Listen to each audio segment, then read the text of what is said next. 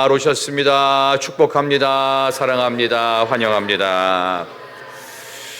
여러분 모두를 환영합니다. 말씀의 자리에 여러분을 초대합니다. 오늘 말씀 시편 119편 1절부터 8절입니다. 구약 성경은 890쪽에 있습니다. 시편 119편 1절부터 8절까지.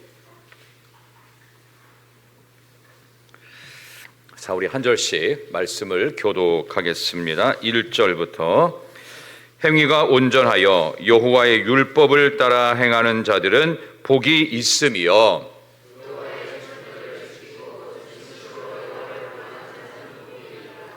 참으로 그들은 불의를 행하지 아니하고 주의 도를 행하는 도다.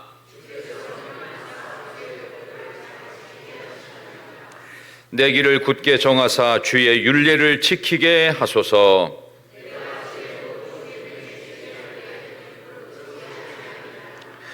내가 주의 의로운 판단을 배울 때에는 정직한 마음으로 주께 감사하리이다.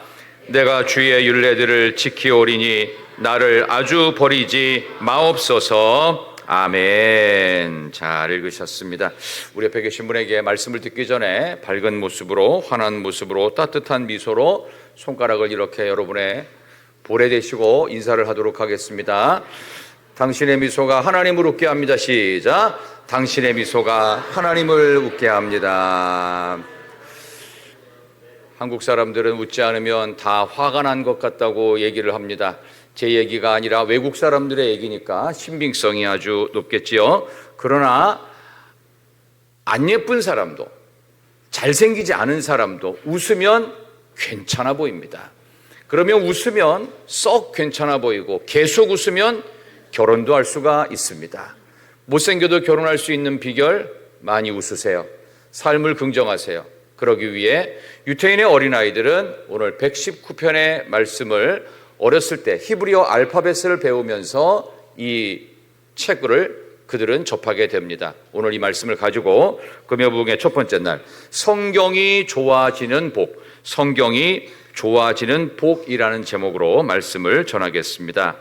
히브리인의 아이들이 태어나면 히브리인의 아이들의 그 연령은 난지 8일 만에 할례를 받는 것으로 시작하여 그들은 외형적으로 나는 유태인이다, 또 히브리 사람이다 라고 하는 하나님의 백성의 선민의 징표를 몸에 딱 갖고 태어나게 되고 난지 8일 만에 할례를 행하면서 실제로 남자아이들은 정통 할례 받은 그리스도인이 아닌 유대인으로 살게 됩니다. 유대인 아이들이 이제 어렸을 때는 잘 모르지만 조금만 더 크면 글자를 배우게 돼요. 근데 글자를 배울 때 제일 중요한 방식은 뭐냐 하면 우리처럼 조기 교육을 시키는 것보다 더 완벽한 조기 교육. 그게 뭐냐 하면 성경을 갖고 교육을 시키는 거예요. 그 교육의 내용은 오늘 시편 119편에 나오는 이 내용을 갖고 히브리어 알파벳 22글자를 익힙니다. 우리나라는 24글자입니다. 근데 히브리 사람들은 22글자 이렇게 하고 영어 알파벳도 24글자죠. 알렙, 베트, 김멜부터 시작해서 맨 나중에 나오는 쉰신, 타우까지 총 22개의 히브리어 알파벳을 정확하게 익히게 돼요. 자, 그런데 이 아이들이 어렸을 때부터 쉽게 말하면 우리나라 가나다라, 마바사 이걸 익히듯이 알렙, 베트, 김멜, 달렛, 헤바브자인 이런 식으로 계속 읽혀요. 근데 그냥 글자만 쓰게 하면 안 되고 가로 시작하는 나로 시작하는 다로 시작하는 이런 식으로 해서 알파벳 순서대로 내용을 쭉쭉쭉쭉 읽게 돼요. 근데 오늘 여기 나오는 시편 119편은 8절씩 22개니까 22 곱하기 8 하면 얼마죠? 176. 이 정도는 기본으로 머릿속에 딱 나와 있죠. 제가 어떻게 하느냐, 176절까지 있어요. 그러니까 22절씩 8개, 22개 알파벳을 8절씩 나누어서 176절. 그러니까 이거는 히브리인의 어린아이들이 이 시편 119편을 다 외우겠어요? 못 외우겠어요? 다 외웁니다. 여러분이 가나다라 마바사 외우듯이 히브리인 아이들은 지금도 자다가 깨도 시편 119편을 달달달달 외워요. 왜? 어렸을 때부터 글자 배울 때 이거를 익힙니다. 이걸 갖다 우리는 아크로바틱이라는 표현을 쓰기도 합니다.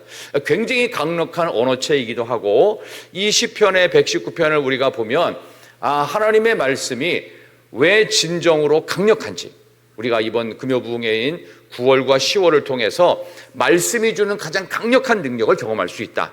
그리고 여기 나오는 내용을 오늘 서론적인 내용이니까 좀 말씀을 드린다면, 말씀, 이 성경이라는 단어에 대한 또 다른 비슷한 뜻이 있어요. 오늘도 여기 8절이니까 8절에 다 다른 성경과 같은 의미의 단어들이 나오는데 한번 봅시다. 우리 1절부터 보면 119편에 율법 나오죠. 율법 한번 비춰주세요. 한 절씩.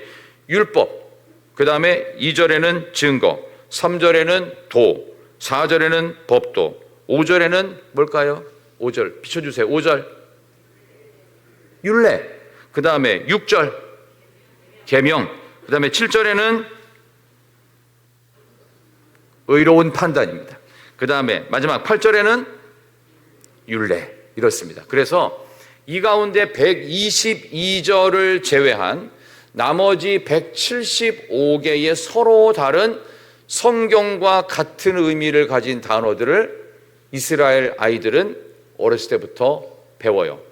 그러니까 성경에 대한 또 다른 단어들이 율례, 법도, 바른 판단 이런 식으로 해서 성경은 이러이러한 역할을 하는 게 무려 175가지 역할을 하는 것이구나 라는 것을 아이들이 글자를 배울 때 배운단 말이에요. 그러니까 히브리인의 아이들이 얼마나 강력하게 하나님 말씀을 뼛속 깊이 그리스도인으로 새겨가는지를 알 수 있겠죠. 우리는 입만 열면, 우리 10대 아이들 중에서 입만 열면 욕하는 애들이 있어요. 근데 히브리인 아이들은 10대에 뭘 배워요? 말씀을 배워요.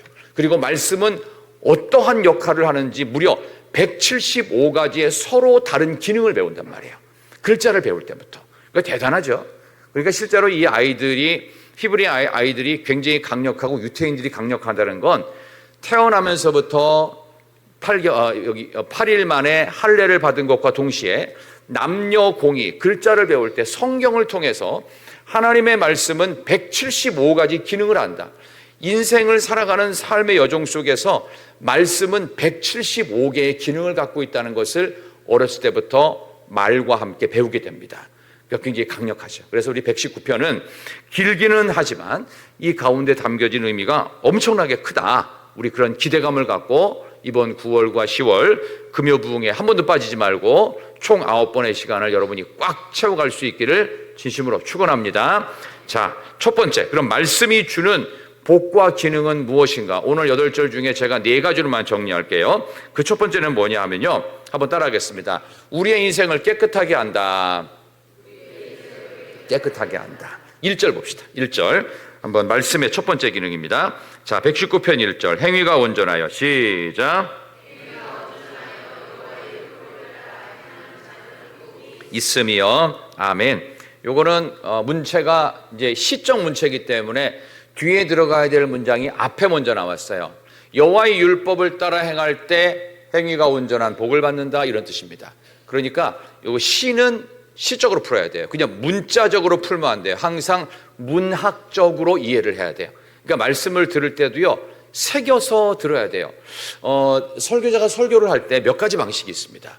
그 가운데 조금 여러분이 듣기 거북한 설교가 있어요. 그게 뭐냐면 예언자적 설교입니다. 예언자들은 설교를 할 때 어떤 식으로 설교를 했냐 하면은 하나님의 저주를 선포하고, 그러면 너희들 다 죽어, 심판과 저주와 아주 날카롭고 공격적인 언어를 쓰게 돼 있어요. 근데 설교자도 가끔 그런 언어를 쓸 때가 있어요. 이런 것만 쓰면 부담되겠지만 이런 부담스러운 것도 들어야 됩니다. 이게 굉장히 중요한 겁니다. 예수 믿는 사람들 중에서 신앙생활을 오래 한 분들 중에서 가장 못하는 게 뭔지 아십니까? 다른 사람의 말을 안 들어요. 이걸 제일 못해. 그러니까 순종이 안 되는 거예요. 그러니까 제가 가끔 이런 얘기를 여러분들께 할 때가 있습니다. 제가 부교육자 생활 20년 했습니다. 20년 하면서 제가 뭘 배웠는지 아십니까? 학위 따고 이런 거는 별 의미가 없어요. 진짜 중요한 게 뭐냐 하면은 담임 목사님의 말에 100% 순종할 수 있는지를 시험하는 자리입니다. 그거 못하면 나중에 목회하는데 대단히 어렵습니다. 왠 줄 아세요?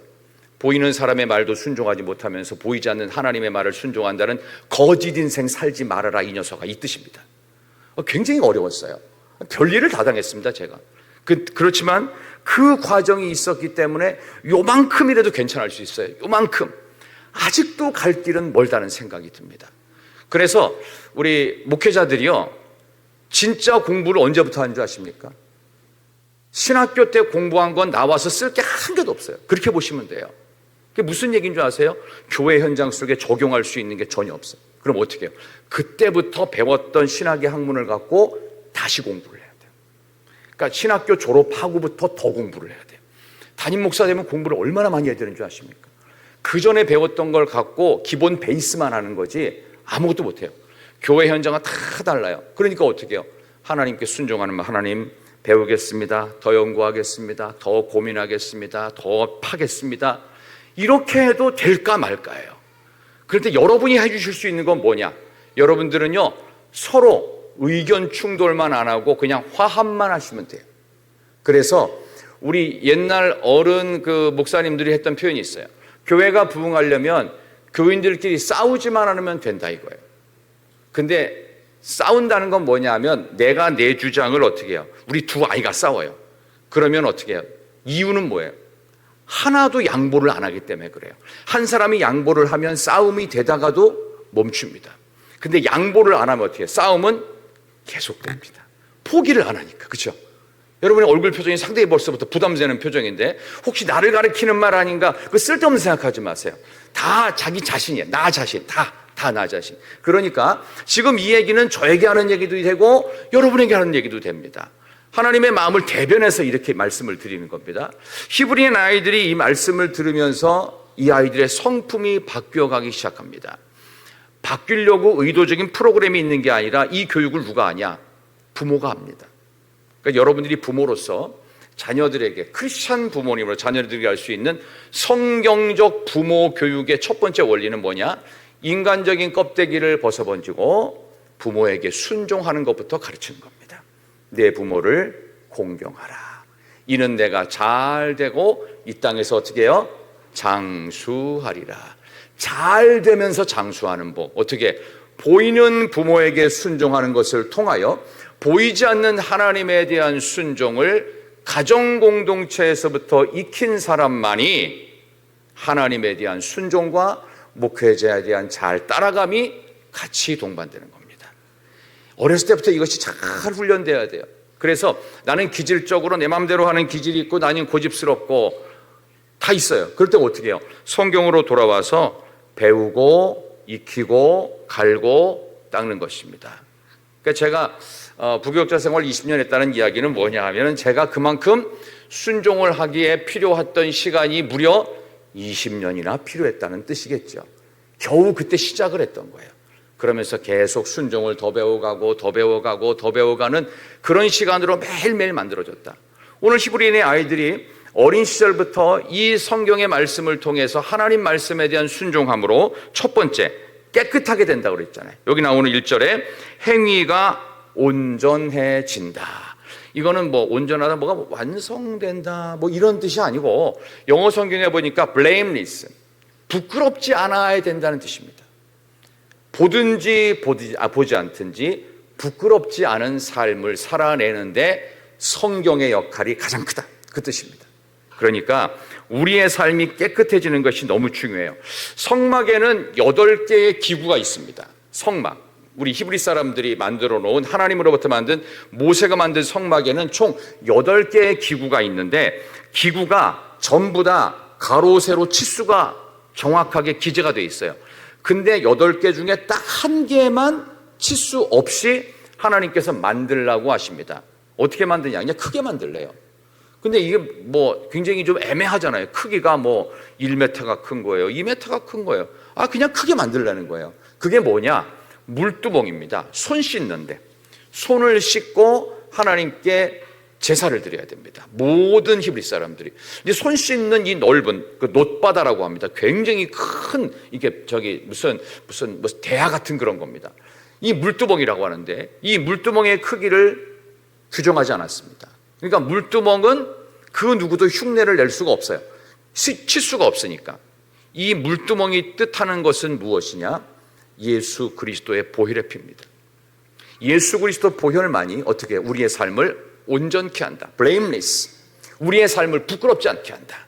그런 의미에서 하나님의 말씀, 예수님의 말씀을 통해서 우리의 삶이 하나님과 사람 보기에 부끄럽지 않도록 남들이 보든지 보지 않든지 온전함, 부끄럽지 않음, 누구 앞에든 당당함, 이런 것들을 하나님 말씀을 통해 저와 여러분들이 만들어 가야 될 줄로 믿습니다. 여러분이 말씀을 자꾸 많이 읽고 또 여러분이 묵상을 하시게 되면은 여러분의 영혼이 깨끗해지는 것을 느끼게 됩니다. 그래서 여러분들이 성경을 평소에 얼마나 읽으세요? 사실 잘 못 읽어요. 말로는 읽는다고 하지만 사실 일부러 시간을 내서 철저하게 하지 않으면 못 읽고, 여러분이 제가 이제 설교를 하는 시간에 오신 것만도 너무 다행이고 좋은 건데, 직접 여러분들이 입술을 열어서 성경을 읽고 묵상하고 소리내고 하는 게 사실은 쉽지 않잖아요. 그러면 여러분들이 스스로를 한번 판단할 수 있는, 테스팅할 수 있는 원리가 있습니다. 여러분이 다른 사람과 대화를 할 때 성경에 있는 내용을 몇 구절이나 인용하십니까? 인용 거의 못할걸요? 그렇다면 성경을 묵상하지 못하고 있다는 부끄러운 고백이 될 것입니다. 설교만 들어갖고는 안 됩니다. 이 설교는 하나님께서 대언한 말씀으로 풀어서 낸 내용이기 때문에 설교를 하는 것은 성경을 읽는 것과는 또 다른 이야기입니다. 여러분들이 예배 시간에 하나님 말씀 앞으로, 하나님의 은혜 앞으로 가기 위한 징검다리 역할이 설교지, 설교만 들어갖고 여러분의 인생이 바뀐다? 아닙니다. 말씀이 여러분의 인생을 바꾸는 거예요. 말씀이 우리의 삶의 모든 것들을, 방향을 전환시킵니다. 그래서 여러분 지금 떠올려 보세요. 딱 떠오르는 말씀 있나요? 딱 떠오르는 말씀. 뭐 예를 들어서 저 같은 경우에는 여호와는 나의 목자시니 내가 부족함이 없으리로다.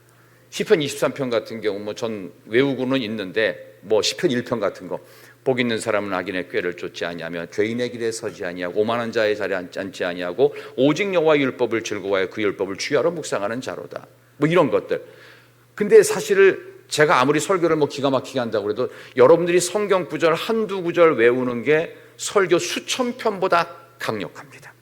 왜냐하면 말씀이 여러분을 온전하게 합니다. 말씀이 여러분을 blameless, 부끄럽지 않게 합니다. 여러분에게 기억되는 말씀이 꼭 있기를 소망합니다. 우리 1절 한 번만 다시 읽겠습니다. 행위가 온전하여, 시작. 복이 있음이요. 아멘. 율법을 따라 행할 때 여러분의 행위가 blameless, 부끄럽지 않은 온전함으로 가게 될 줄로 믿습니다. 우리 옆에 계신 분에게 한번 보고 인사하도록 하겠습니다. 말씀 잘 읽고 부끄럽지 않게 삽시다. 시작. 말씀 잘 읽고 부끄럽지 않게 삽시다. 부끄럽지 않게 살려면 말씀을 읽어야 된다. 그 다음에 두 번째는요, 우리의 삶을 깨끗하게 부끄럽지 않게 할 뿐만 아니라 두 번째는 하나님의 기뻐하시는 뜻을 알게 됩니다. 우리 2절 보겠습니다. 2절 여호와의 증거들은, 시작.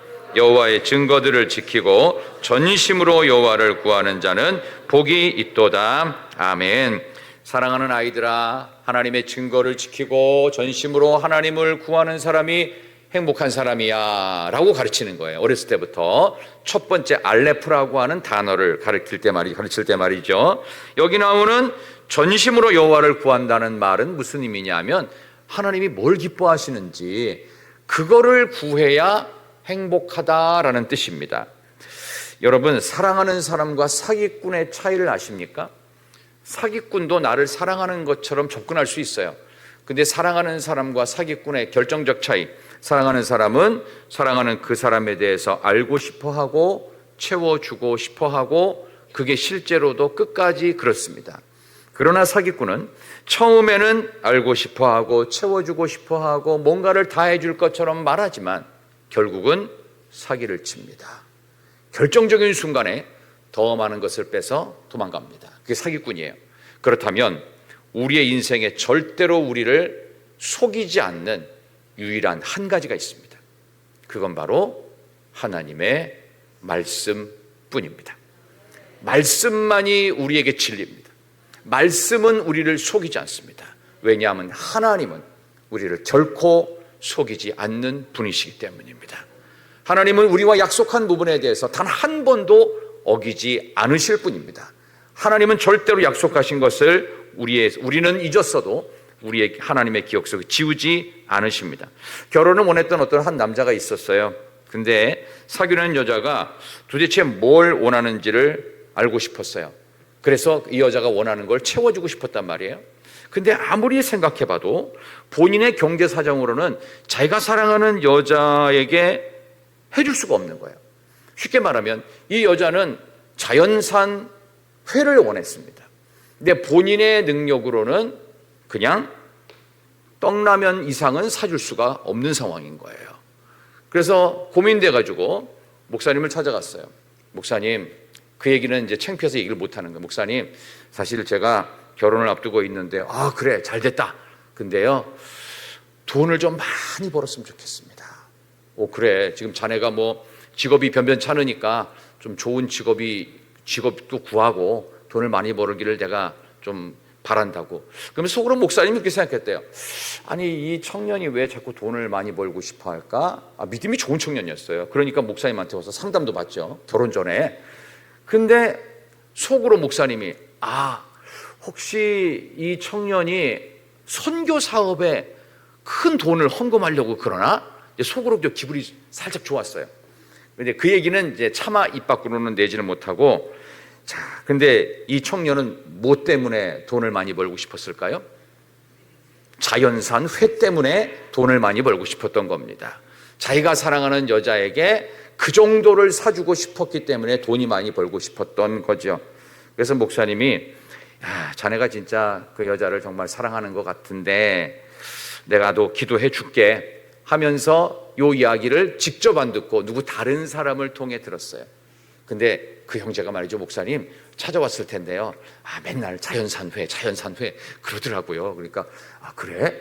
난 그것도 모르고 그냥 내가 마음에 없는 소리를 했나, 좀 서운했을 것 같은데 뭐 어쩌고 저쩌고 이제 이렇게 하다가 안 되겠다 싶어서 결혼을 앞둔 한 이틀 전에 그 결혼할 두 젊은이를 불렀습니다. 그리고 횟집을 갔습니다.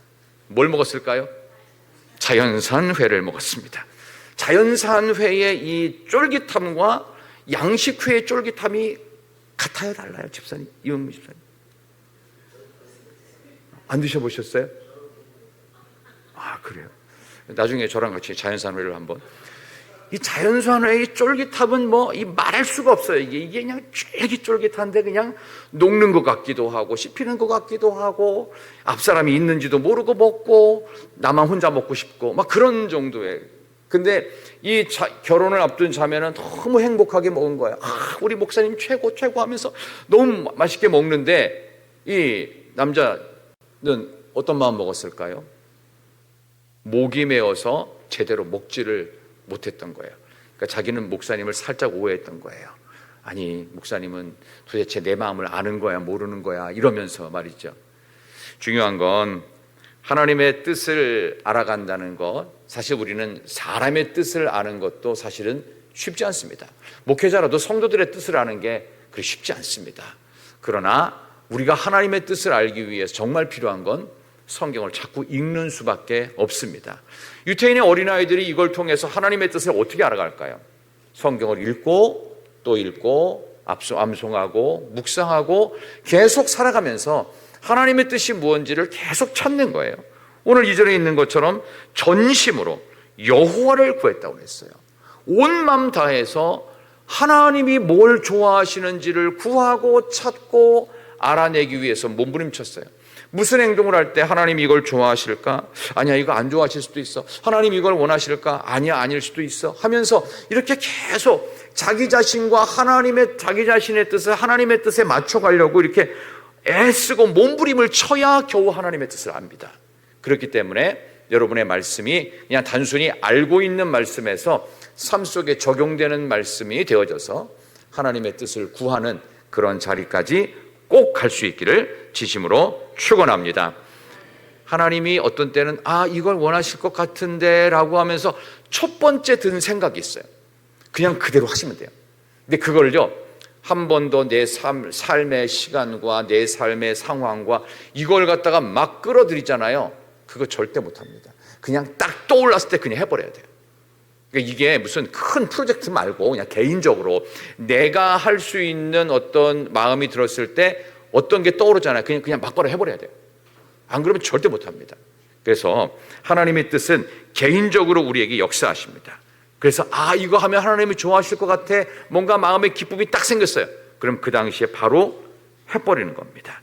하나님이 기뻐하시는 뜻을 쫓아갈 수 있는 여러분 되시기를 소망합니다. 여러분 혹시 남이 밥 사주거나 뭐 선물 주는 거 좋아하십니까? 여러분은 청렴결백하고 뭐 그런 걸 일체 뭐 무슨 법에 의해서 안 받고 그래서 별로 안 좋아하세요? 선물 받는 거, 남이 뭐 밥 사주고 이런 거 좋아하세요? 안 좋아하세요? 한국말이 잘 통하지 않는 것 같은데요. 저는 엄청 좋아합니다. 남이 사주는 것도 좋아하고 선물 받는 것도 좋아하고. 알아두세요. 우리 교회 담임 목사는 남이 밥 사주는 것도 좋아하고 선물 받는 것도 좋아하더라. 진심입니다. 진심입니다. 왜냐하면 이유는 딱 하나예요. 그렇게 선물을 받고 밥을 얻어먹으면요 기분이 좋아요. 하나님이 뭘 좋아하실까? 그거면 우리가 하나님께 뭐 엄청난 선물을 드리는 게 아닙니다. 내 주변 사람한테 잘하라는 뜻입니다. 그러면 그 사람이 나빠하지 않습니다. 처음에는 어색해도 다 기분 좋아요. 우리 옆에 계신 분에게 인사를 한번 멋지게 한번 해보도록 하겠습니다. 앞으로 자주 밥 사겠습니다. 시작. 앞으로 자주 밥 사겠습니다. 좀 하시기를 바랍니다. 뭔가 좀 내 입으로 좀 내뱉기가 조금 곤란한 좀 그런 좀 불편한 일이 생기시거든요. 아무 말도 하지 마세요. 아무 말도 하지 말고 가가지고 뭐 선물도 좀 사다 주고 밥도 좀 사고 과일도 좀 갖다 주고 그러라고요. 그러면서 그 서운했던 것들을 다 뒤집어 엎을 만큼 이 사람이 나를 좋아하는구나, 나에 대해서 좋은 마음을 갖고 있구나, 이런 것을 느끼게 해주는 것입니다. 그런 마음으로 불신자를 전도할 수도 있고 그런 마음으로 뭔가 이렇게 서운했던 관계들이 풀어질 수 있다. 하나님이 정말 좋아하는 게 무엇일까? 전심으로 구할 때 하나님 뭘 좋아하실까? 뭘 좋아하실까? 이것도 해보고 저것도 해보고 뭐 이렇게 하는 거예요. 마찬가지로 저 사람하고 나하고 뭐 그렇게 뭐 잘 친한 사람도 아니고 그렇게 내가 처음에는 호감도 없는 사람이지만 이런 것도 해보고 저런 것도 해보고 하다 보면 이 사람은 자연산 회를 좋아하는구나, 이 사람은 뭐를 좋아하는구나, 그런 걸 알아갈 수도 있다. 그런 점에서 오늘 여러분들이 오늘 하나님의 말씀을 마음속에 간직하시면서 말씀이 주는 복은 상대가 좋아하는 것을 알아낼 수 있을 만큼 하나님이 좋아하는 것을 전심으로 알아낼 수 있는 그런 기쁨의 일을 행할 수 있는 여러분 되시기를 진심으로 축원합니다. 그 다음에 세 번째로는요, 한번 6절 보겠습니다.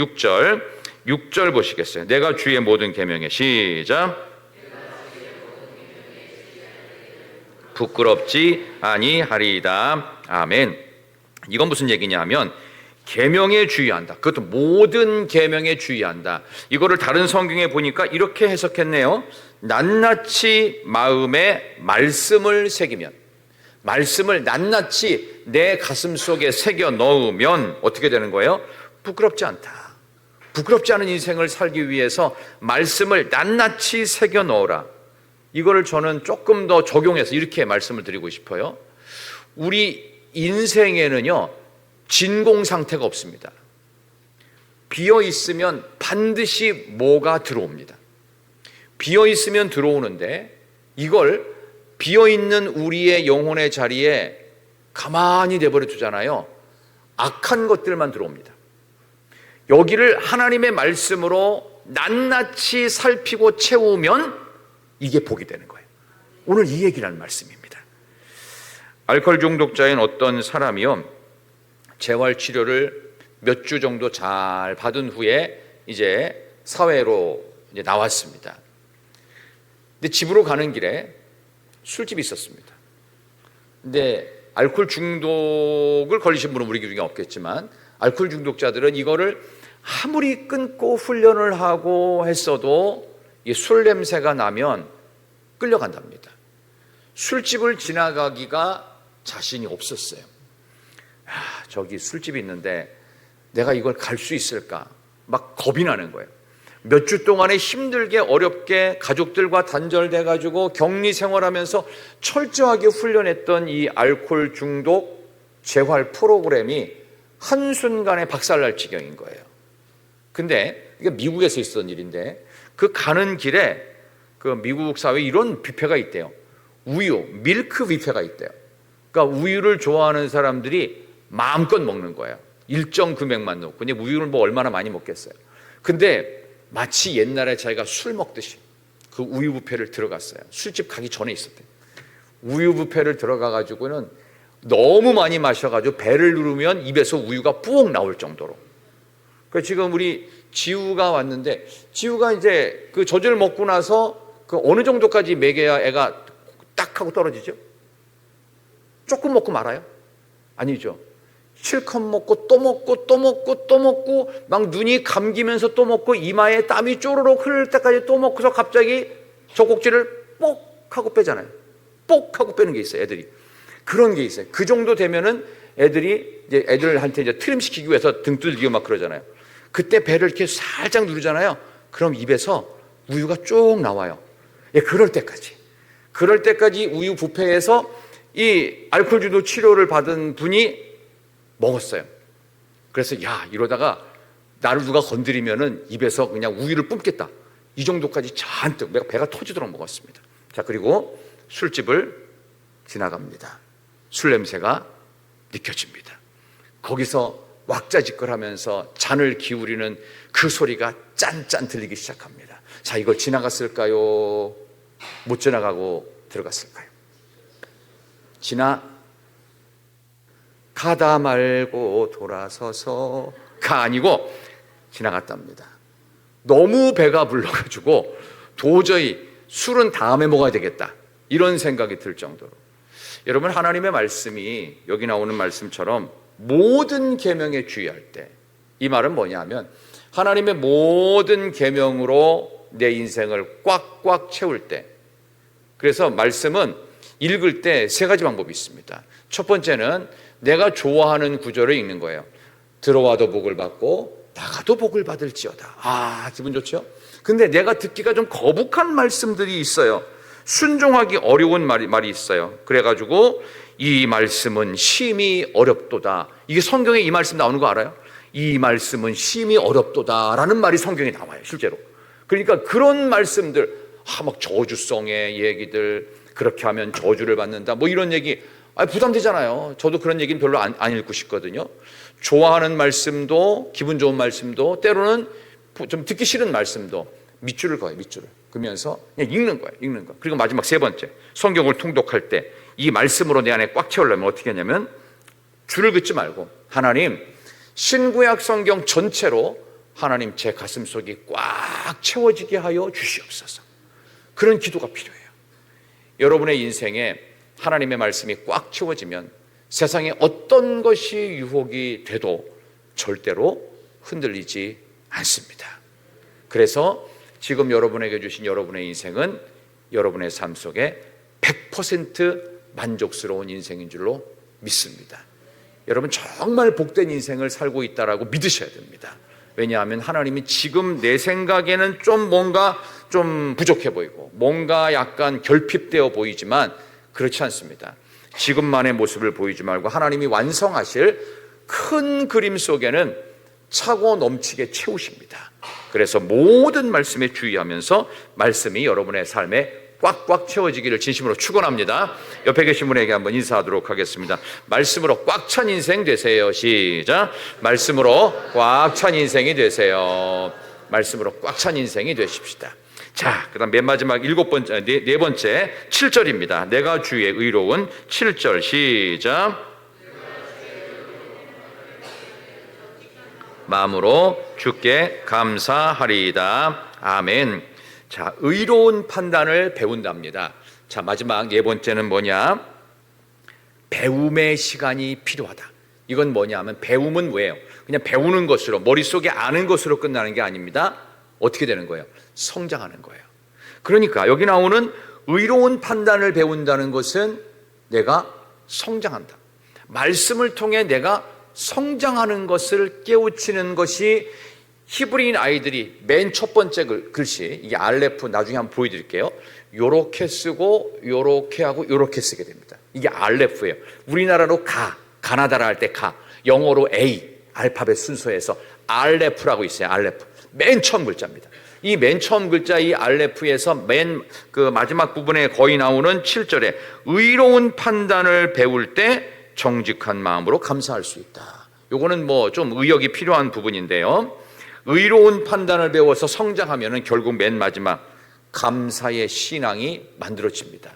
우리가 감사하는 신앙을 만드는 게 결코 쉽지 않습니다. 감사 신앙이 만들어져야 순종도 가능하고, 감사 신앙이 만들어져야 헌신도 가능합니다. 감사 신앙이 있어야 내가 희생도 할 수 있습니다. 근데 감사 신앙이 안 만들어지면 아무리 오래 예수 믿어도 설교 듣는 시간에 여러분의 얼굴 표정만 보면 딱 느껴지는 게 있어요. 제가 설교를 얼마나 많이 해봤겠어요. 제가 갖고 있는 이 설교 파일만 봐도 한 수천 편이 있어요. 제가 대충 보니까 한 3,700편 정도 설교를 했던 것 같아요. 그러니까 설교 시간에 딱 서면 은혜가 되는 자리가 있고요. 설교 시간에 딱 서는데 뭔가 오늘 설교가 좀 힘들겠다라는 생각이 들 때가 있어요. 근데 제가 작년 3월 17일 날 이곳에서 설교를 했습니다. 아래에서 찬양 인도했던 오후 기억도 나고 윗강단에서 설교를 했던 기억도 나는데, 제가 뒤에서부터 딱 들어올 때 이 목회자가 느끼는 이 영적 감각은 굉장히 민감하거든요. 딱 들어올 때 느끼는 게 있었어요. 우리 교회가 갖고 있는 최고의 강점 뭐냐? 찬양이 뜨거워요. 그러니까 밑도 끝도 없이 찬양이 뜨거워. 그냥 일단 밑도 끝도 없어요. 뭔지는 모르는데 무조건 찬양이 뜨거웠어요. 근데 이게 중요한 겁니다. 왜냐? 분위기가 얼마나 중요한데요. 이렇게 누구한테 사랑 고백을 해도요, 분위기가 괜찮아야 돼. 화장실 앞에서 사랑 고백하면 되겠어요? 그 냄새 나는 데서 그잖아요, 그죠? 안 된다고요. 좀 분위기를 좀 만들어 놓고 해야 조금 별 볼 일 없는 사람의 이야기도 좀 그럴듯하게 보이는 거라고요. 근데 이게 그럴듯한 느낌이 들면 분위기가 굉장히 중요합니다. 그래서 교회 예배당에 딱 들어보면 여기가 좀 은혜로운 예배당이고 은혜로운 교회인지 아니면 뭔가 좀 불편한 교회인지 느껴질 때가 있어요. 저도 외부 설교를 그래도 꽤 많이 해봤는데 어떤 교회를 가보면은 교회도 굉장히 크고 성도들도 많고 뭔가 다 괜찮은 것 같고 뭐 인사도 잘하는 것 같은데 단상에 딱 서잖아요. 예배당에 딱 들어가잖아요. 좀 뭔가 마음이 편안하지가 않아요. 그러니까 뭔가 이렇게 눌리는 느낌만 있고 뭐 다 된 것 같은데 뭔가 이상해. 이게 뭔가 이렇게 소통이 안 되는 것 같고 그런 때가 있어요. 근데 우리 교회 성도님들은 이게 돼요. 그리고 얼굴 표정이 지금 뭐 그렇게 은혜 받지 못하는 얼굴 표정이라고 하더라도요, 하나님께서 느낌이 그냥 괜찮게 해주시더라고요. 이게 뭐냐? 영적 분위기입니다. 이게 엄청 중요한 겁니다. 오늘 제가 맨 마지막에 나오는 이 네 번째, 의로운 판단을 배운다. 이거는 하나님께서 영적 분위기를 통해서 배워가게 하십니다. 이거 누가 가르친다고 그랬죠? 애들한테 부모가 가르치는 겁니다. 랍비를 통해 가르치는 것은요 12살 넘어서 12살 넘으면 그때는 성인이라고 합니다. 그래서 히브리인의 아이들은요 13살부터 결혼을 할 수가 있습니다. 이거 합법입니다. 그래서 중학생 때부터 지금 우리식으로 중학생, 고등학생은 무조건 다 결혼을 시킵니다. 무조건 애 5명 이상 낳게 합니다. 그게 히브리인의 지금의 전통 결혼 방식입니다. 자, 그렇다면 그 전까지 부모가 이거를 가르치면서 가르치는 부모는 어떤 마음으로 가르쳤을까요? 아이들 앞에 부끄럽지 않은 모습으로 삶으로 가르치는 겁니다. 얘야, 너는 말이지 행위가 온전해야 돼. 보든지 보지 않든지 부끄럽지 않아야 돼. blameless 하면서 부모도 부끄럽지 않은 모습을 보여주는 겁니다. 여기 나오는 7절에 있는 맨 마지막에 의로운 판단을 배울 수 있도록 하나님이 이럴 땐 이렇게 하신다 하면서 부모가 몸소 실천을 합니다.